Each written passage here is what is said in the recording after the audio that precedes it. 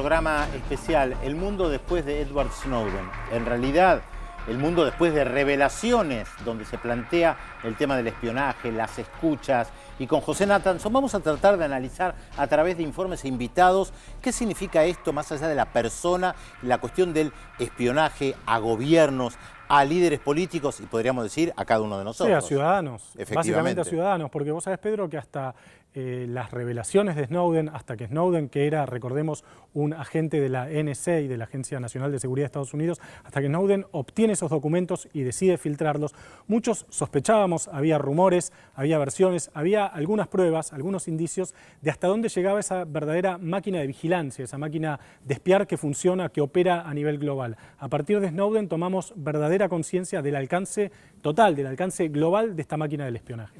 Además, este programa que hacemos tiene una particularidad, dos invitados de lujo que justamente nos van a permitir analizar cada uno de los hechos porque son dos expertos en el tema. Por un lado, un escocés. Acá vemos la ficha, Ewan MacAskill, jefe de corresponsales de inteligencia y defensa al diario británico The Guardian, donde también fue su editor diplomático y jefe de la oficina del periódico en Washington.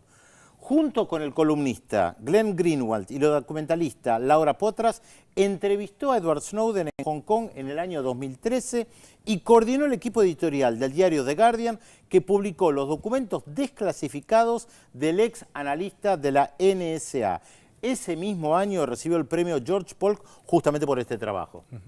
Vamos a ver ahora, Pedro, si te parece, la ficha de nuestro segundo invitado que nos va a estar acompañando en la entrevista que vamos a comenzar en un minutito nada más. David Blichen trabaja desde hace 16 años también en el diario británico The Guardian, en el área sistemas editoriales, desde donde se ocupó de la presentación editorial de varias resonantes filtraciones de documentos secretos, entre ellos, por supuesto, los de Edward Snowden. Viajó junto a MacAskill a Hong Kong y Moscú para entrevistar al ex analista de la Agencia Nacional de Seguridad. Vamos a estar también en un segundito conversando con él. Les propongo que veamos un informe para entrar en tema y después hablamos con los entrevistados. En Fort Meade, Maryland, entre Washington y Baltimore, funciona la mayor base militar y de servicios civiles de la inteligencia de los Estados Unidos. Allí trabajan 10.000 militares y 25.000 civiles en un amplio predio dotado de los más modernos servicios de control y detección del mundo. Es este el corazón de la Agencia de Seguridad Nacional, la madre de todas las centrales de inteligencia norteamericanas. Creada en secreto en 1952 por el presidente Harry Truman, la NSA es una superestructura que actúa en las sombras. No es tan conocida ni citada por Hollywood como la CIA, pero tiene el mayor presupuesto de toda la estructura de espionaje del país. No obstante, por estos días, ese hermetismo sufrió un golpe difícil de asimilar cuando uno de sus técnicos, Edward Snowden, luego de abandonar la agencia, reveló los secretos mejor guardados al diario británico The Guardian. La filtración incluyó detalles del programa de espionaje PRISM, iniciado por el presidente George W. Bush y seguido por Barack Obama, que incluía la activa colaboración de la compañía de teléfonos Verizon y de los gigantes de Internet. La colaboración significa la vigilancia de millones de ciudadanos en Estados Unidos, Europa y América Latina, y la recolección de unas 50 toneladas diarias de material clasificado. Así, se conoció que la NSA y el FBI recaban datos de Internet a través de los servidores de Microsoft, Yahoo, Google, Apple, Facebook, Paltalk, AOL, Skype y YouTube. El diario The Washington Post confirmó que estas compañías cooperaron sabiendo lo que hacían, amparándose en la impunidad que les permite la ley, aunque luego de la filtración de Snowden negaron conocer el programa en marcha. Las revelaciones impactaron tan fuerte en la sociedad estadounidense que pronto afectaron la imagen de Obama, si bien el mandatario admitió su existencia y buscó minimizarla.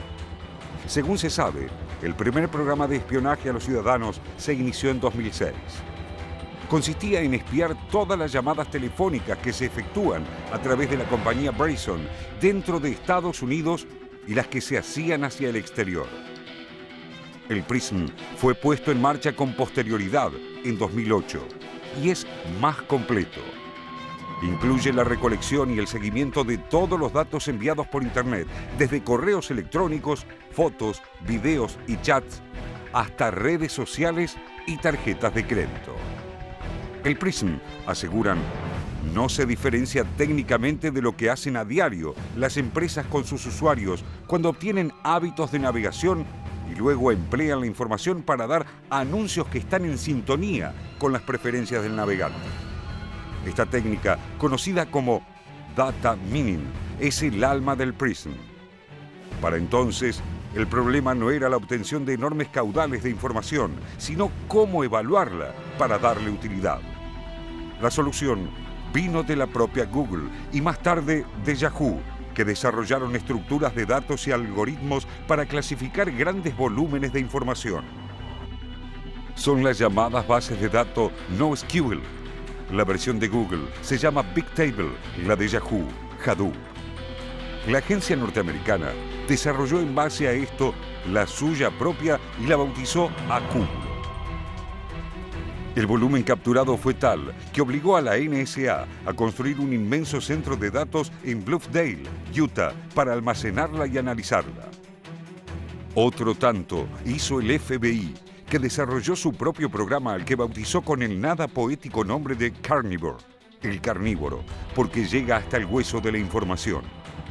Se trata de un sistema desarrollado especialmente para el sistema operativo Windows, que se coloca en los equipos de los proveedores de servicios de Internet y revisa todos los correos que entran y salen de la dirección del blanco que se investiga. Además, rastrea las visitas que hace a sitios de la red y las sesiones de chat en las que participa. Las revelaciones de Snowden sobre la cooperación de los privados hicieron que las industrias nucleadas en Silicon Valley traten de distanciarse de los polémicos programas de vigilancia. Pero parece un gesto inútil. La larga historia de cooperación entre los privados y las agencias dan por tierra con esa intención. Por eso, Google, Microsoft, Facebook y otros pesos pesados tecnológicos se apresuraron a garantizar a sus clientes que solo daban datos para investigaciones específicas de inteligencia que involucraban objetivos extranjeros y negaron haber brindado a la NSA acceso sistemático a datos de clientes locales. Pero lo cierto es que el escándalo, los espías y sus programas más o menos secretos, así como la colaboración de las grandes empresas de la web, no hicieron más que confirmar aquel viejo dicho de los cibernautas. Si no pagas por el servicio, entonces eres parte del producto.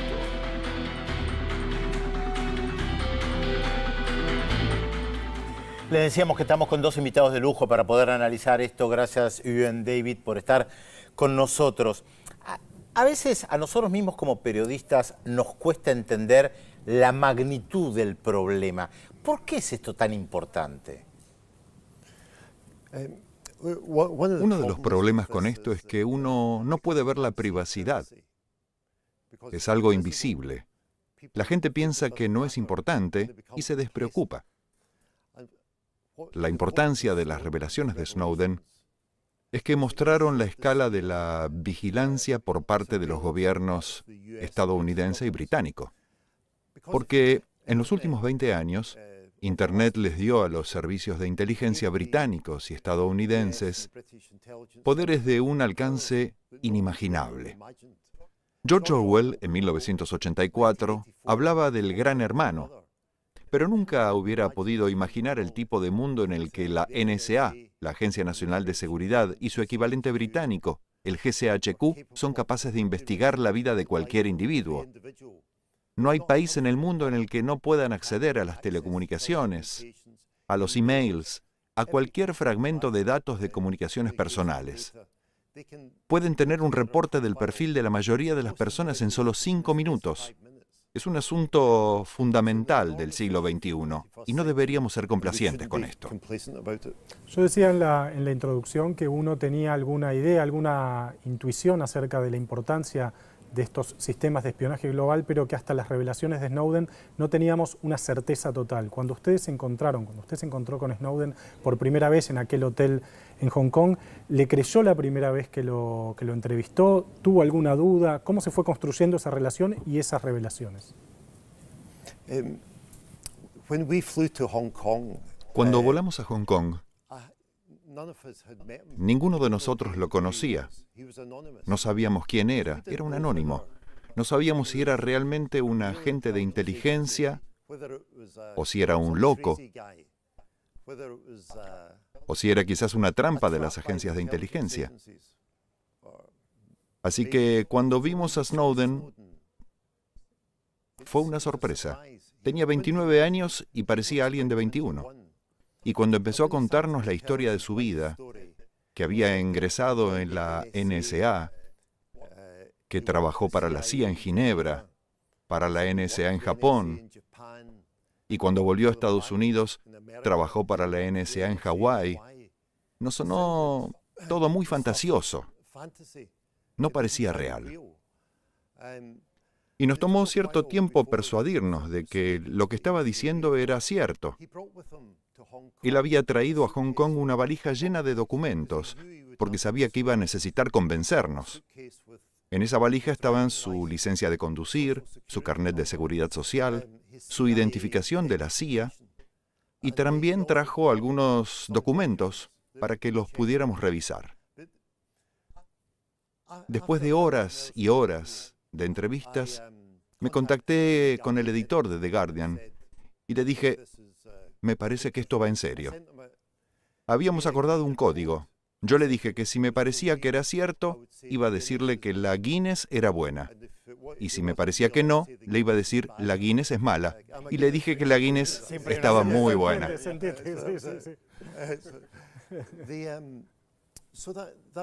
Así que la gente de The Guardian en Londres y Nueva York estaba exultante porque Snowden era creíble y los documentos eran verdaderos. Pero al día siguiente hablé con Snowden de nuevo y él me dijo: por cierto, no te lo había mencionado, pero yo me formé con las fuerzas especiales estadounidenses. Quería ir a combatir a Irak. Y entonces por un momento pensé: no, me equivoqué. Este tipo está loco. Cree que hizo todo esto, Japón, Ginebra, Hawái, y ahora encima también que se entrenó para las fuerzas especiales estadounidenses. Entonces me contó que cuando estaba entrenando con las fuerzas especiales estadounidenses se quebró las dos piernas. Y yo pensé: este tipo es un demente. Ahora, David, desde el punto de vista tecnológico, ¿hay un salto cualitativo en las revelaciones de Snowden? Mi trabajo en Hong Kong era ayudar a Ewen para que las comunicaciones fueran seguras y también enviar después el video de la entrevista a Nueva York y al Reino Unido. Creo que incluso el personal técnico estaba asombrado por la escala de lo que revelaban los documentos. Pienso que visualizamos por primera vez la potencia del monitoreo en Internet, qué tanto pueden encontrar y extraer de allí. Así que sí, los técnicos estábamos sorprendidos por la escala del asunto. Es interesante porque yo me pregunto también lo político y lo social y lo tecnológico, ¿no? O sea, ¿de qué sirve toda esta información si uno la tiene almacenada? Y tal vez te preguntaría, David, también, porque al fin y al cabo esto no puede frenar procesos sociales. ¿De qué les sirve tener toda esta información acumulada?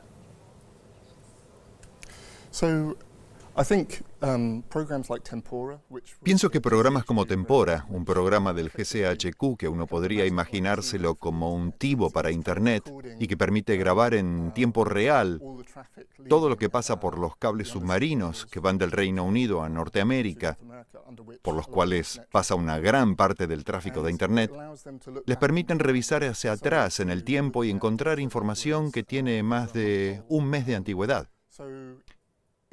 Así que es un método muy invasivo de vigilancia generalizada.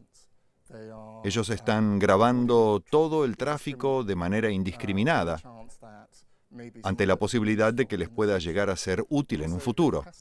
Pero uno podría decir que la capacidad de estos programas, que son de 2 o 3 años atrás, va a incrementarse.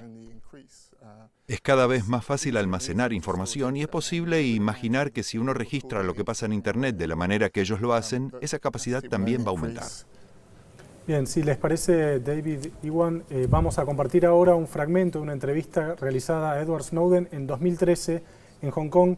Presten atención, les sugiero al público que nos está viendo, a la teleaudiencia, que presten atención a la frialdad y la tranquilidad con la que habla Snowden. Después por ahí podemos volver sobre ese tema, como una persona que tenía en ese momento 29 años habla con esa tranquilidad de algo que estaba poco después conmoviendo a todo el mundo. Vamos a ver la entrevista. Even if you're not doing anything wrong, you're being watched and recorded. And the storage capability of these systems increases every year consistently by orders of magnitude to where it's getting to the point you don't have to have done anything wrong. You simply have to eventually fall under suspicion from somebody, even by a wrong call.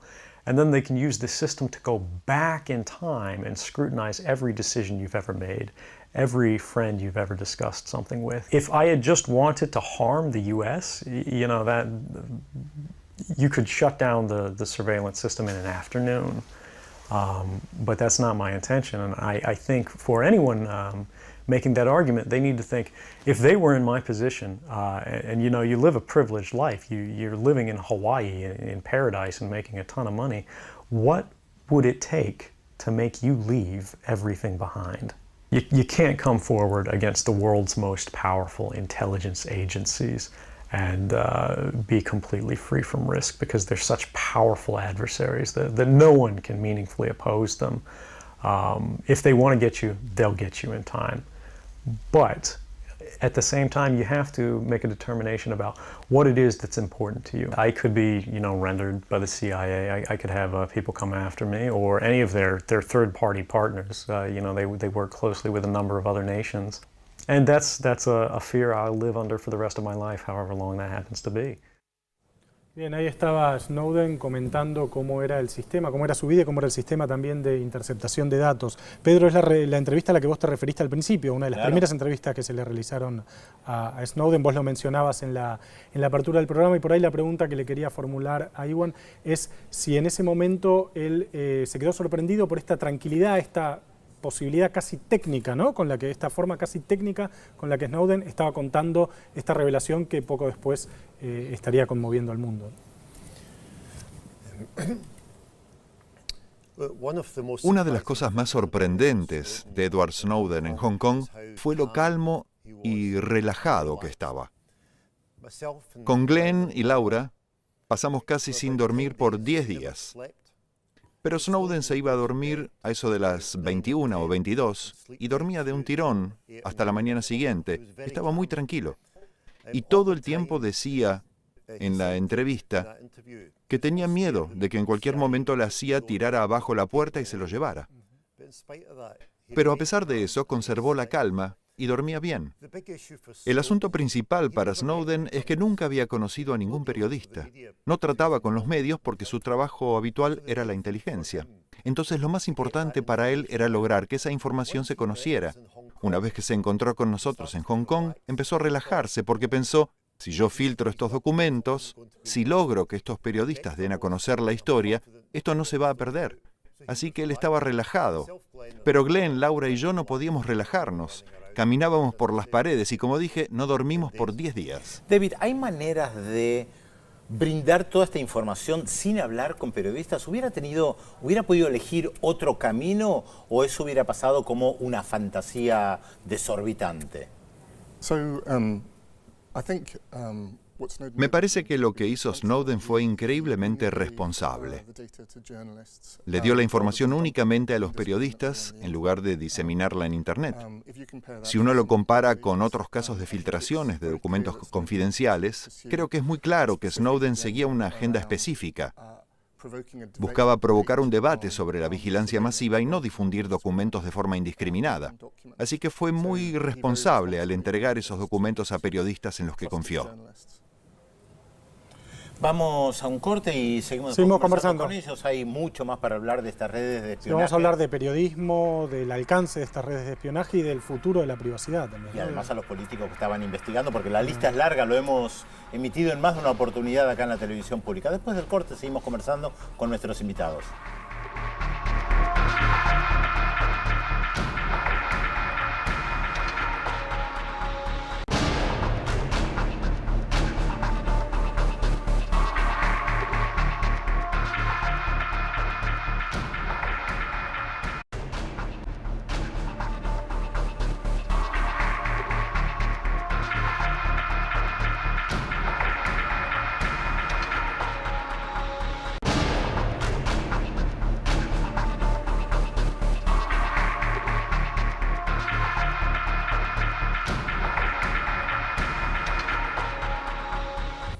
Estamos en este programa especial sobre el mundo después de Edward Snowden.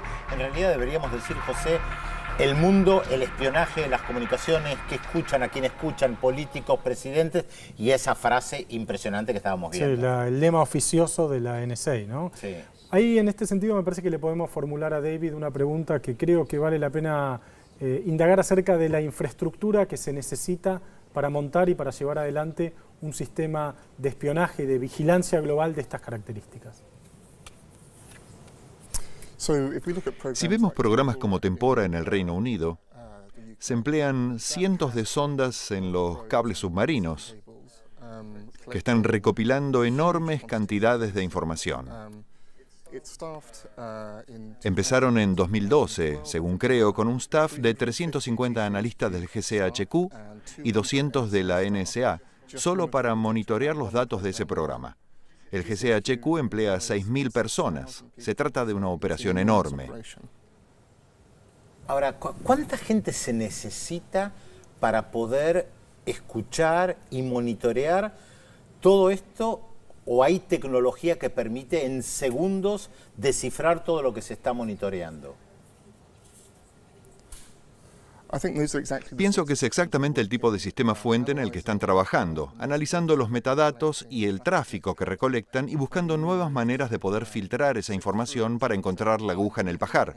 Recopilan todo, así que la tecnología que utilizan tiene que ser sumamente avanzada.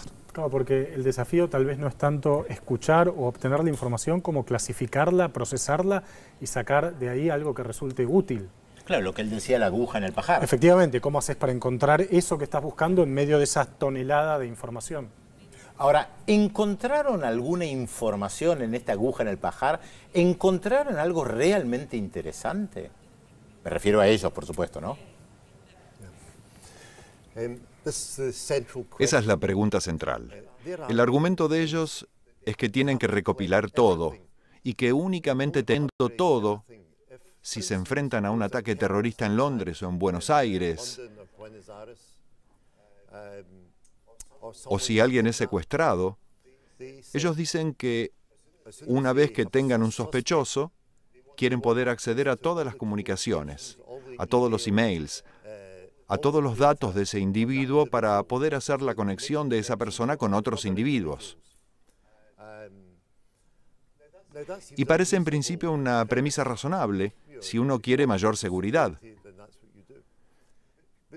Pero cuando uno pone a prueba esa teoría, cuando después de Snowden nosotros le preguntamos a la NSA, dennos ejemplos de cuándo funcionó esto realmente, y la respuesta inicial del director de Inteligencia Nacional, James Clapper, y del jefe de la NSA, Michael Hayden, fue que tenían 56 casos en los que esta vigilancia masiva había dado resultados. Pero entonces, pocos meses después, dijeron, bueno, en realidad estábamos equivocados, solo tenemos 23 casos. Y unos meses más tarde dijeron, en realidad solo tenemos medio caso, e incluso en ese caso fue algo ambiguo. En Gran Bretaña le preguntamos al GCHQ si nos podía dar un ejemplo de la manera en que la recopilación de datos se hubiera aplicado, y no pudieron. Yo no me opongo a los servicios de inteligencia. Entiendo por qué necesitamos servicios de inteligencia, para poder seguir el rastro de los terroristas, para actuar contra bandas criminales internacionales, pero ellos hacen eso mediante la vigilancia específica de esos blancos. en la mayor parte de los casos, saben quiénes están detrás de los ataques terroristas, quiénes son las bandas de delincuentes, porque se escuchan sus comunicaciones. Pero hasta hoy nadie ha podido justificar todavía el porqué de la recopilación de los datos de todo el mundo. Ahora, Iwan, estos sistemas de vigilancia generalizada, digamos, que no van a buscar una cuestión puntual, sino que espían a todo el mundo a ver si pueden sacar algo en limpio de todo eso, tienen una eficacia, como usted decía recién, limitada, porque los casos en los cuales se comprueba que se sacó algo en limpio y que se obtuvo una información realmente relevante son escasos. Ahora, ¿por qué siguen existiendo estas agencias que se dedican a estos espionajes generalizados? ¿Y cuál es su autonomía respecto del gobierno, respecto del presidente, respecto del poder político? ¿Con qué autonomía se mueven?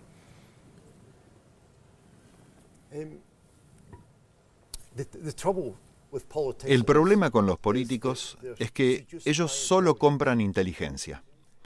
Quiero decir, los servicios de inteligencia funcionan porque mantienen secretos.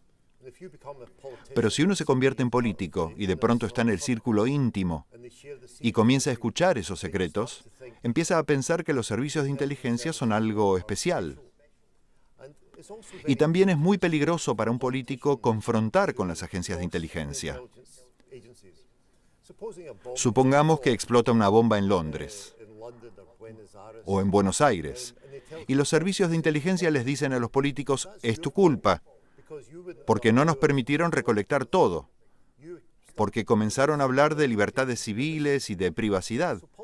Así que los políticos en el Reino Unido, sean conservadores, liberales o de izquierda, no quieren correr el riesgo de ser acusados de esto en caso de un incidente así.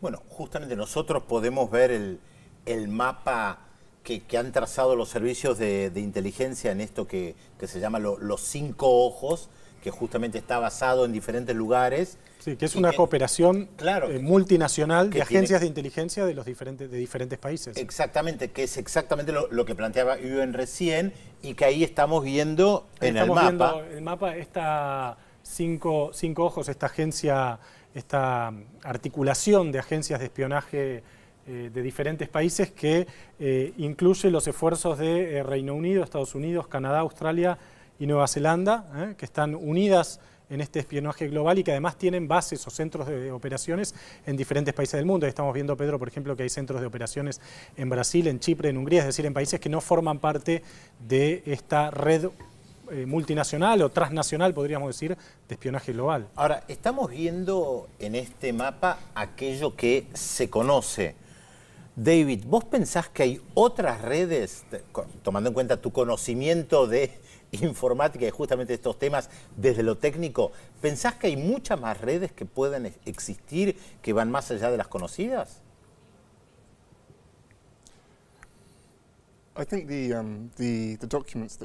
Creo que los documentos que hemos visto ya tienen algunos años y sería totalmente razonable pensar que las redes de vigilancia están creciendo. Hay distintos debates acerca de si esto es adecuado o no, pero pienso que no se puede frenar el avance de estas redes de vigilancia y que van a ser cada vez más invasivas. Después de Snowden, las agencias de inteligencia dijeron que The Guardian y otros que informaron sobre esto ayudaron a los terroristas y que a causa de eso habían perdido hasta un 30% de sus capacidades en áreas que mantenían bajo vigilancia y que ahora se habían vuelto opacas. Esas capacidades se revelaron en los últimos 2 años y medio y son mucho mejores ahora de lo que eran antes. No pueden decirnos esto, ya que ahora tienen herramientas más sofisticadas y mejores que las que tenían antes. Ahora, qué interesante que plantea esto respecto a los periodistas, porque antes hablábamos de los políticos puestos contra la pared, que nadie quiere plantear, bueno, a ver si pasa algo y es por culpa ¿de mía. quién es la responsabilidad? ¿De quién es la responsabilidad? Ahora son los periodistas. Y también los periodistas que pueden estar involucrados acosándolos o acosándonos Sí. y poniéndonos contra la pared en este tema. Sí, vamos a estar hablando de este tema en el próximo bloque, pero una pregunta que le quería formular a Iwan, que me parece que vale la pena también pensar, porque es más allá de los sistemas de vigilancia global que espían a todo el mundo todo el tiempo, también las revelaciones de Snowden nos demostraron que, por ejemplo, la Agencia de Seguridad Nacional de Estados Unidos espiaba a líderes, incluso de países aliados, en cumbres multinacionales, en una famosa cumbre del G20. Esto ya no es un espionaje global, sino que es un espionaje puntual de una persona. ¿Cuál fue el impacto y cómo analizan ustedes esta situación? It had a huge impact. Esto tuvo un impacto enorme y quizás se pueda entender por qué Estados Unidos y Gran Bretaña espían a China o Rusia. Pero el shock fue que también espiaban a países que se pensaba que eran amigos o aliados.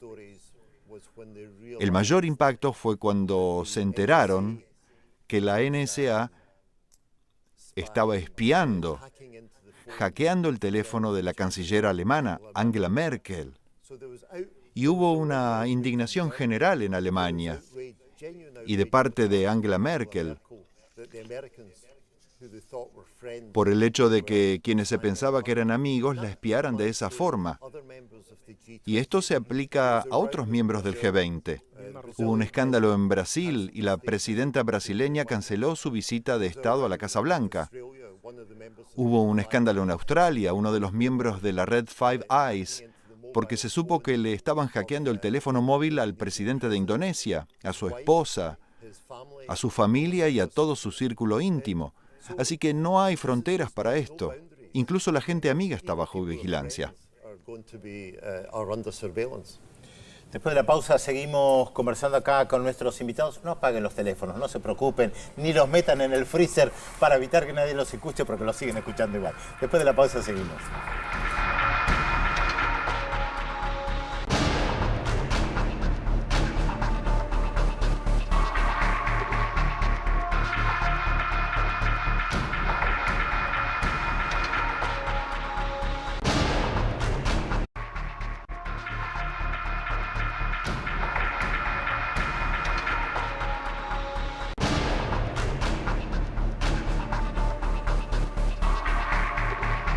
Seguimos en este programa especial con dos personas que han tenido acceso a información realmente muy de cerca.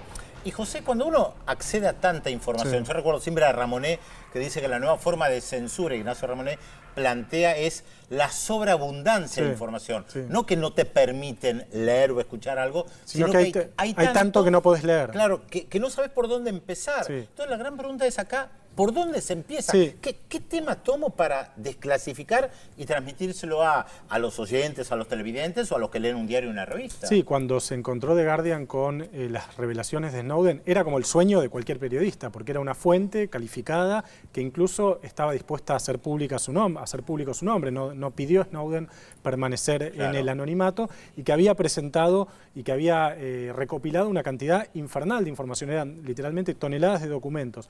Entonces por ahí la primera pregunta para Iwan es cómo, cuando ustedes se encontraron con esa cantidad de información, ¿cómo decidieron qué publicar primero, qué publicar después, qué no publicar nunca? ¿Cómo hicieron ese proceso?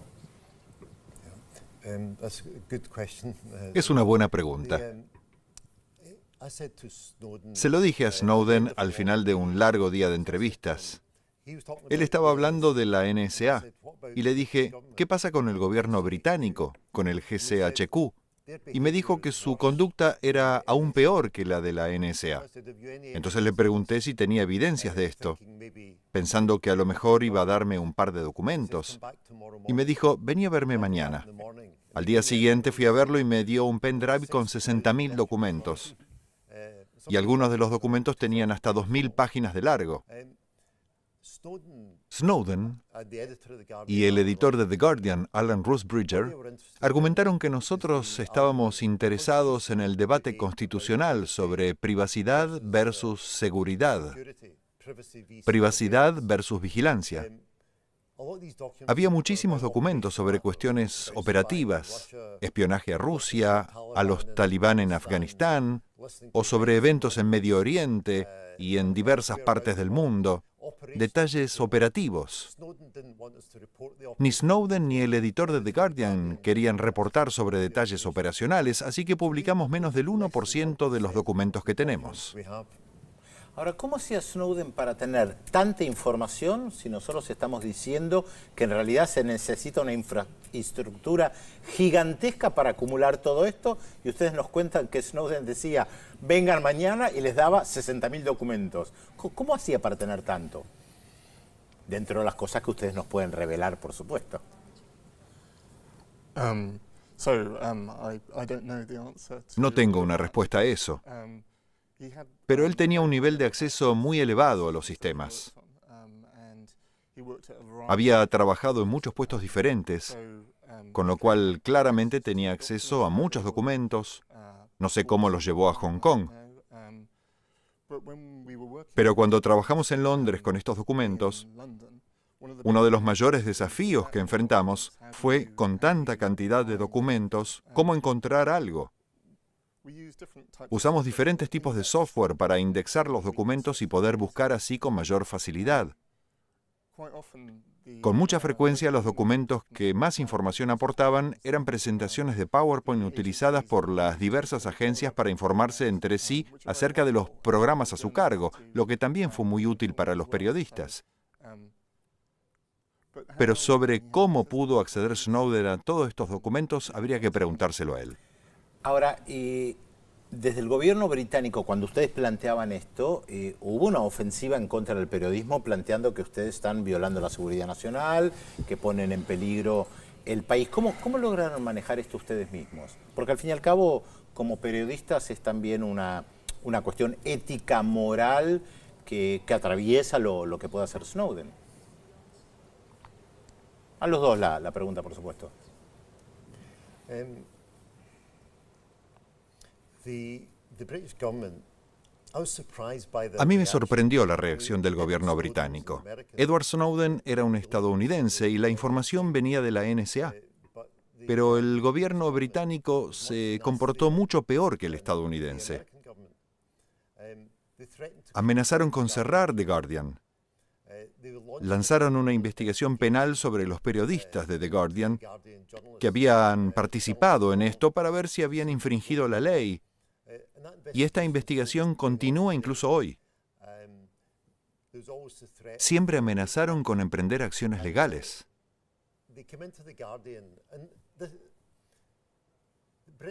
Gran Bretaña es una tierra que es la imagen de la libertad de prensa, de la libertad de expresión. Y ellos vinieron al Guardian y ordenaron que las computadoras y todos los equipos utilizados para informar sobre los documentos de Snowden sean destruidos. David estuvo allí, yo estaba en New York. Podemos, si les parece, ver el video en donde se muestra, vos de hecho estabas en el momento en el cual fueron destruidos, obviamente por orden del gobierno británico, las computadoras y los discos duros que contenían la información que fue filtrada en su momento por Snowden. Ahí estamos viendo cómo fue aquel episodio en Londres. Esto parece increíble, surrealista o Sí, algo están con que... taladros destruyendo de manera literal la información, Claro. digamos, ¿no? ¿Cómo te sentiste, David? it's not a great feeling. No podía sentirme bien al destruir todos los equipos y la información con la que habíamos trabajado tanto tiempo. Pero era necesario, porque la alternativa era que nos iniciaran acciones legales y nos persiguieran, y me parece que eso nos hubiera impedido informar. El hecho es que ellos sabían en ese momento que toda esa información ya estaba en otros lugares, incluso antes de que se empezara a destruir esto. En Brasil, con Glenn, en la oficina de The Guardian en Nueva York, teníamos acceso a toda esa información, así que fue un proceso particularmente extraño.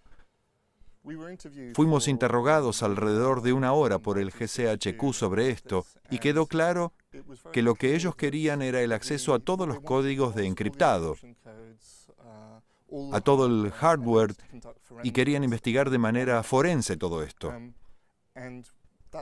Y eso es algo que nosotros nunca hubiéramos permitido, ya que le habríamos dado información sobre nuestra fuente y sobre los documentos que habíamos estado investigando, y era algo que no estábamos dispuestos a compartir. Ahora, cualquier película mala Sí, sí. de Hollywood muestra que efectivamente la información se guarda en diferentes lugares, sí. Entonces esto tiene un efecto político. Sí, esto hay una pregunta que me interesa formularles en este sentido por ahí para Iwan, que es, The Guardian es un diario importante de Gran Bretaña, los dos, aclaremos, trabajan para The Guardian, es un diario importante de Gran Bretaña, tiene mucho prestigio, tiene muchos años, pero no forma parte de un grupo mediático gigantesco, digamos. Los recursos con los que contaba The Guardian cuando se encontró con el caso Snowden, ¿fueron suficientes para llevarlo adelante? Porque ustedes se aliaron con The Washington Post en Estados Unidos, ¿verdad? Es una pregunta muy importante. La NSA es una de las organizaciones más poderosas del mundo, y también lo es el GCHQ. Entonces, inicialmente, The Guardian pensó que podía hacerlo solo. Pero incluso para un diario como The Guardian, que tiene un buen staff y buenos recursos, era necesario hacer una alianza o establecer un consorcio con otros diarios. El periodismo en Gran Bretaña no es algo que esté protegido constitucionalmente de la manera en que lo está en los Estados Unidos. En Estados Unidos los derechos del periodismo están promulgados en la Constitución y no hay manera de que el gobierno estadounidense pueda entrar en las oficinas de The New York Times de la manera en que lo hicieron con The Guardian en Londres. Así que construimos una alianza con The New York Times, otra con Der Spiegel. Glenn trabajó mucho en Brasil también. The Guardian tiene una oficina importante en Australia. Así que fuimos a la Comisión Australiana de Televisión. Y quizás ese sea el futuro, que los periodistas tengan que trabajar juntos, sobre todo cuando tienen que tratar con organizaciones poderosas a las que se puede hacer frente compartiendo información. Nosotros pudimos seguir informando en Estados Unidos gracias a la Constitución estadounidense y no pudimos hacer eso en Gran Bretaña. Me avergüenza como periodista británico que ocurra esto. Sí, es interesante cómo uno puede encontrar brechas a la ley en un lugar y no en otro, claro. Y no en otro, efectivamente. Estamos conversando con dos periodistas realmente de lujo en un programa especial. Después de la pausa seguimos conversando con ellos sobre este tema que es espionaje, política, información. ¿Qué sabemos, qué no sabemos? ¿Cuánto nos escuchan? Todo un tema.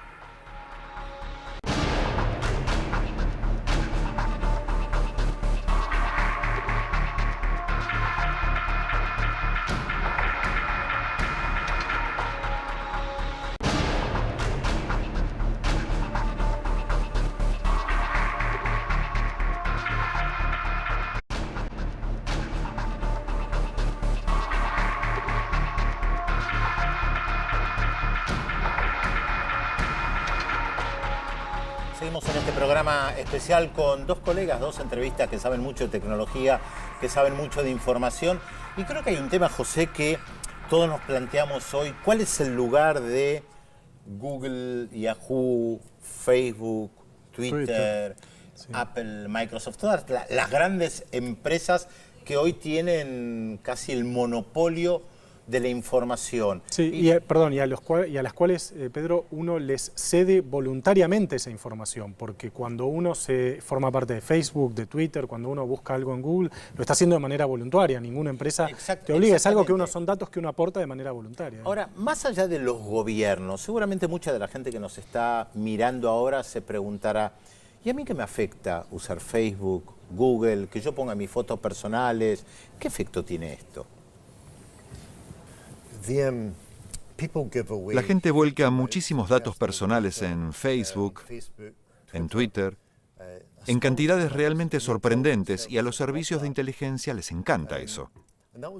Esa fue una de las grandes revelaciones de Snowden, enterarnos de la relación que existe entre las agencias de inteligencia y las grandes empresas de telecomunicaciones, como Verizon en los Estados Unidos, pero también con las redes sociales y los proveedores de Internet. La gente no sabía que existían estas conexiones. La gente dice, bueno, como decías, José, uno entrega esta información voluntariamente y sube esta información a Facebook o a Twitter, Así que, ¿por qué uno debería objetar la vigilancia gubernamental? La diferencia es que si uno lo hace voluntariamente, uno toma la decisión de ceder toda esa información, pero que el gobierno la tome no tiene nada de voluntario. Una de las grandes consecuencias de las revelaciones de Snowden fue que todas estas empresas como Microsoft, Apple, Facebook, tuvieron que afrontar este coletazo de parte de los consumidores. Los consumidores están molestos por saber que se entregaron sus datos, por lo que estas empresas ya no cooperan ahora con las agencias de inteligencia de la misma manera que antes. Y hay una gran discusión en los gobiernos de Estados Unidos y Gran Bretaña tratando de forzar a estas compañías a cooperar. El gobierno británico presentó un proyecto de ley 2 semanas atrás para que Facebook, Google y otras empresas en Gran Bretaña se vean obligadas a entregarles esa información. Pero esas compañías están basadas en Estados Unidos. No hay manera de que el gobierno británico pueda forzarlas a cooperar si no lo hace el gobierno estadounidense. Así que este es un gran problema. Justamente hace un par de días la Agencia Nacional de Seguridad de Estados Unidos anunció que va a ir cancelando, va a ir desactivando estos programas de vigilancia masiva y que va a ir hacia una estrategia de capturar targets, digamos, blancos más específicos, a buscar blancos más específicos. Esto fue una consecuencia de las revelaciones de Snowden. Sí, pero si tomamos en cuenta lo que dijo David antes, de que probablemente hay muchas otras redes que no conocemos, claro. Tal vez hacen público el hecho de que van a dejar de investigar determinados temas o a tanta gente, pero las otras redes lo están haciendo de otra manera. Lo van a seguir haciendo. Sí. Ahora, ¿qué piensan ustedes? Claro, ¿y cuáles fueron o cuáles creen que pueden haber sido los efectos de las revelaciones de Snowden sobre el sistema de espionaje? ¿Qué cambió a partir de esto?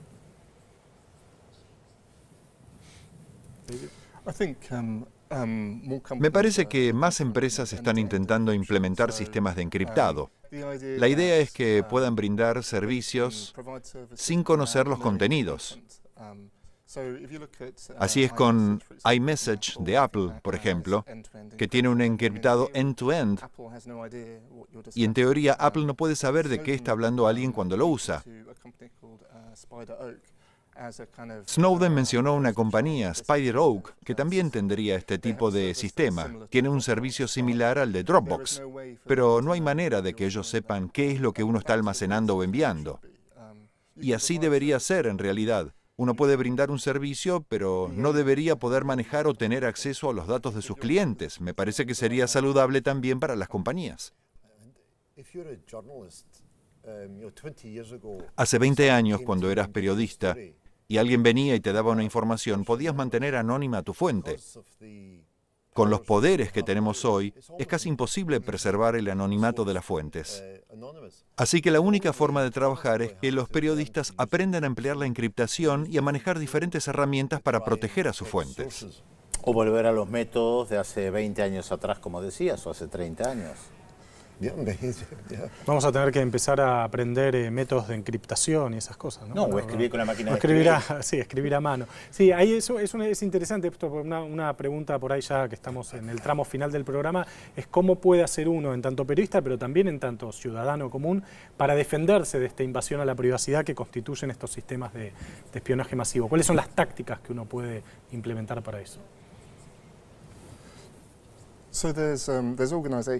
Hay organizaciones que brindan exactamente ese tipo de herramientas. Freedom of the Press Foundation es una organización a la que pertenece Snowden y proporciona a periodistas herramientas para que puedan comunicarse con informantes y recibir documentos confidenciales de manera segura. Y también hay un sistema de intercambio de archivos seguro que muchas editoriales periodísticas están implementando, pero creo que hay muchos conjuntos de herramientas que todos los periodistas van a tener que usar. Vamos a tener que aprender a usarlas. Y obviamente las herramientas también pueden cambiar todo el tiempo. Hoy pueden ser seguras, pero no mañana o la semana que viene, así que va a ser un proceso constante. De todas maneras, yo tengo la sensación de que a veces esto parece tan inabarcable que invade todos nuestros espacios que uno no sabe lo que hacer. La Revolución Rusa en 1917 se decía siempre que había un sacerdote que era un agente de los servicios secretos y no paró la revolución. Digo, más allá de revoluciones, digo, los procesos sociales se van dando igual, a pesar de toda la información que manejan, cometen errores cuando invaden países, no tienen información suficiente, que es un poco lo que vos señalabas en un determinado momento. ¿De qué les sirve todo esto? Claro, si uno analiza algunos de los grandes acontecimientos de los últimos 10 a 20 años, cuando los gobiernos ya tenían este acceso a la información, hay muchos errores de análisis. La primavera árabe los tomó por sorpresa. No la vieron, claro. No siempre la información de inteligencia les resulta de utilidad.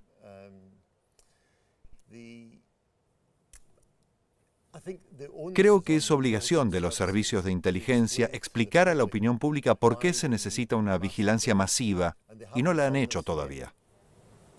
O sea, podemos prestar atención, pero tampoco entrar en pánico, porque como decía Viven, los procesos sociales, como el caso de las revueltas árabes, tampoco las pudieron prever. Eso no las pudieron prever y estuvieron lejísimos de preverla. De hecho, estaban mirando otras cosas y los países árabes estallaron delante de los propios ojos, ¿no? Exactamente. Gracias por haber estado con nosotros, por el tiempo de ustedes. Y como ven, hay mucha información que está circulando, se nos meten por todos lados, pero tampoco hay que seguir viviendo. Hay que seguir viviendo. Cerca de nosotros, no entrar en pánico. Gracias por acompañarnos. Gracias a ustedes otra vez. Gracias.